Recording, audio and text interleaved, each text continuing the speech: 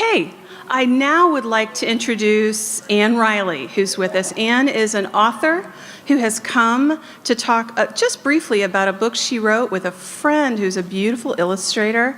And Anne is here, and she is selling the book, and all the proceeds come to BDSRA.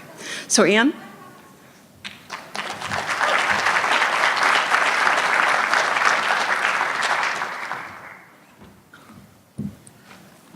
Good morning. I am so honored to be here with you. This is my first conference. I am a friend of Fraser Gieselman, who, judging from what I saw at the reception last night, knows all of you, or will shortly. So that's my connection to BDSRA. I'm not a doctor, a researcher, or a scientist. I am also not the parent of a child with Batten. So, who am I and what am I doing here? I had never heard of Batten disease until November 2014, when my friends the Gieselmans learned that not one but two of their 3 daughters were affected. Even though we all knew there was no such thing as a cure, I found myself frantically scouring the internet for any source of hope, anything we could point to and say, look, all is not lost. But there was nothing. Milla and Elle Gieselman were headed down a road to a point, a definite point, and there was nothing any of us could do about it. This was the part I found myself raging against, the helplessness of the situation. I wanted to fight, we all did, but there didn't seem to be any weapons at our disposal. For a moment, I actually considered quitting my job and going into genetic research. I was a high school Spanish teacher, by the way, which is not the same as a genetic scientist. Eventually, I realized I could not actually do better than real scientists, and so I abandoned that idea. But I knew that I wanted to fight back. I needed some sort of weapon to push back this darkness that had descended on my friends' lives, and by association on all of our lives. I'm going to stop here and say that about 5 years ago, I felt that God was preparing me for some sort of a battle. I didn't know what that meant, but in the years since then, the meaning has become clear. With a disproportionately large number of people in my life who have or are facing incredible pain, from death to disease and everything in between, I've realized that God has asked me to engage in the pain of others. He wants me to go into those places of terror and darkness, not to fix the problem because I can't, but simply to be there. And that's what he asked me to do after I found out about Milla and Elle Gieselman. But how exactly was I going to do this? They live in Memphis, I live in Birmingham, Alabama. They're close, but they're not that close. I couldn't be part of the G team, those amazing friends who surrounded them and supported them in every way possible. So how exactly was I going to do this? The answer came, and it wasn't what I expected. So I was a Spanish teacher, a high school Spanish teacher. I have an alternate life as an author. I'm a published author of young adult fiction. And the answer came in the form of me writing their story. I did not historically write children's books, but that's what this was supposed to be. And it wasn't supposed to be just the part of their life that we could see here on Earth. It was supposed to be their whole story. This was an intimidating thought. In a room this size, I would guess that the range of faiths and beliefs pretty much run the gamut. I believe in a God who not only created every person in this world, but has also personally written their stories, and who ties them all together, not gonna cry, in a bigger story, so large and so incredible that we can't even fathom it.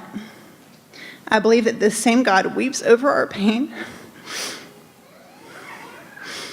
and grieves the brokenness that we endure, and that one day we can experience the perfection of a fully redeemed world, free from pain, free from tears, and free of disease.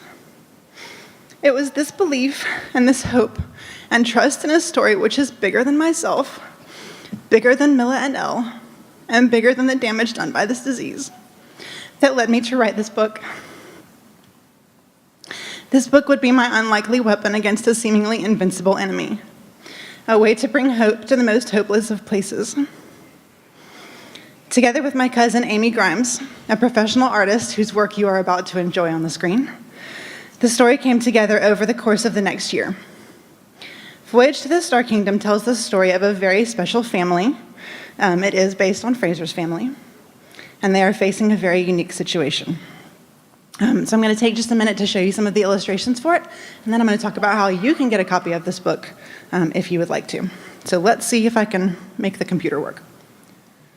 Oh, okay. Most of this is not actually quotes from the book, it's just sort of a summary of the story.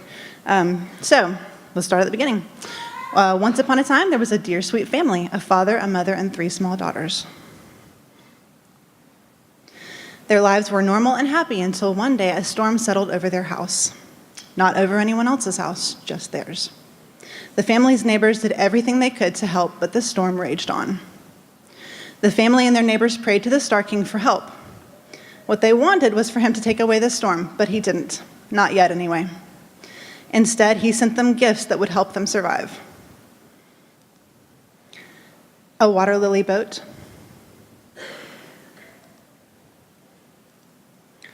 a pair of giant Luna moths who wrapped their wings around the family and kept them warm,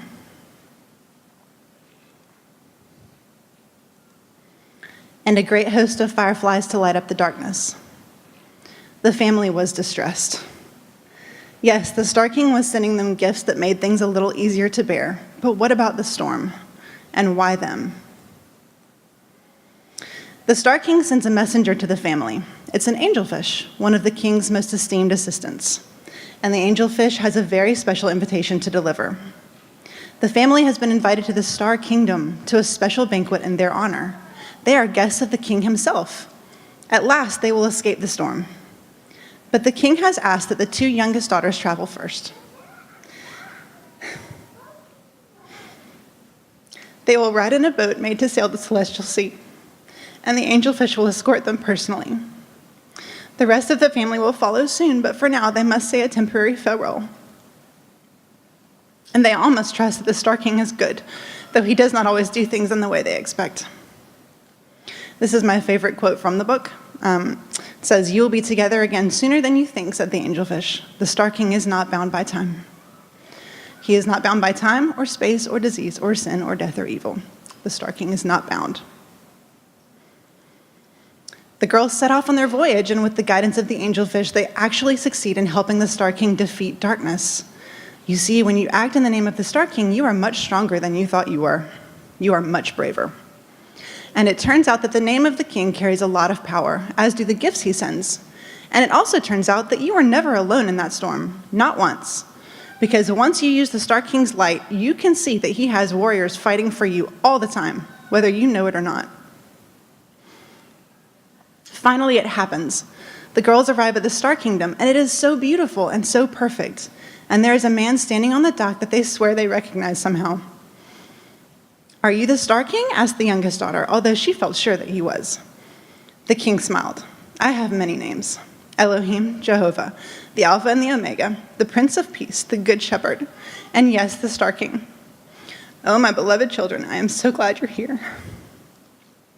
"The banquet table is set for 5 guests," he said, holding them close.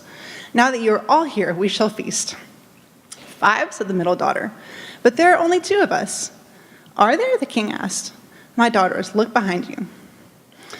The Star King is not bound by time, is he? So who do you think the girls saw when they looked behind them? Who do you think was going to complete that feast for 5? It was hard to say which of them hugged the other first, or who kissed whose cheeks the most, but after a while the Star King spoke again. "When you are ready, the celebration will begin. Welcome home." So as you can see, it is their whole story.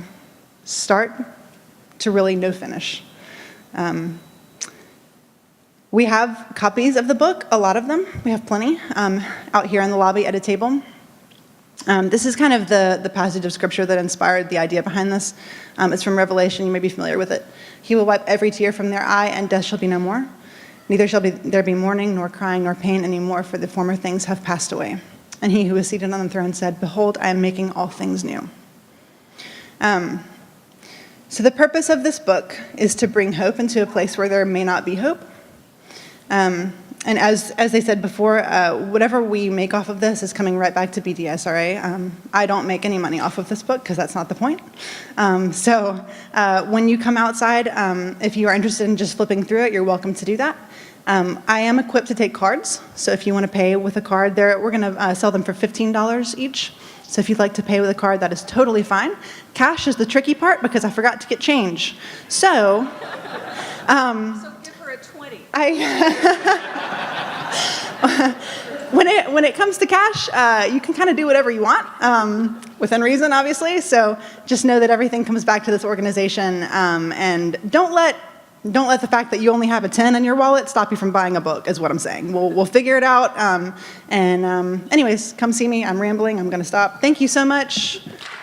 Love being here.